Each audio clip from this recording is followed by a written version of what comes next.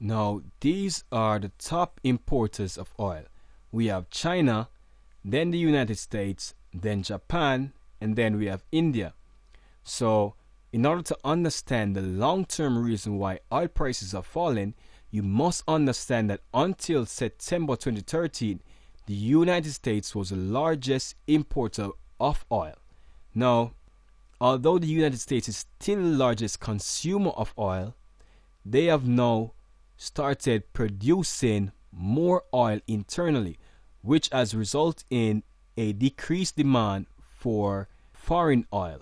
So countries like OPEC member countries and other oil producing countries that used to export oil to the US now have to be competing for other markets, and because of this they have to decrease their prices, resulting in lower oil prices. So if US decreases their oil production and start importing more oil, then this may result in a long-term increase in the price of oil.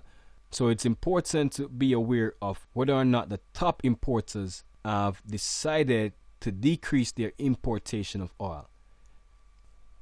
Now here's a list of some of the factors that are contributing to the long-term sell-off in oil prices. We have a rise in supply as US production has picked up with the advent of shale gas investments on a large scale. We have the fact that OPEC at their last meeting had not agreed upon a production ceiling.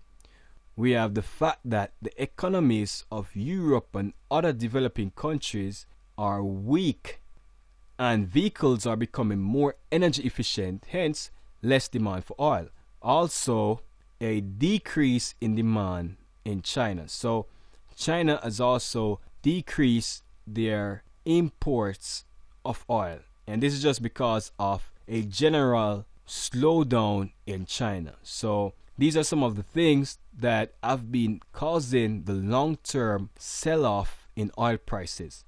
Now here's a list of other factors that affect oil. If an oil-rich area becomes politically unstable, supplier markets react by bidding up the price of oil so that supplies are still available to the highest bidder.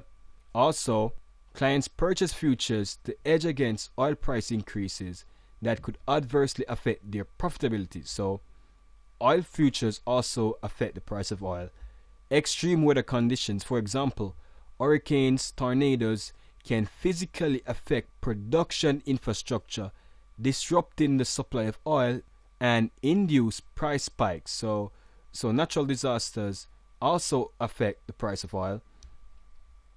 Oil is traded and sold internationally in US dollars. So dollar depreciation generally tends to increase oil demand and raise the price of oil. So if US dollar is falling, this may result in an increase in oil prices. Also, seasonal changes. In the winter, more heating oil is consumed, and in the summer, people drive more and use more gasoline. So in winter and summer, oil prices tend to rise. So there are a lot of factors that affect oil prices, and it's important to be aware of all these factors.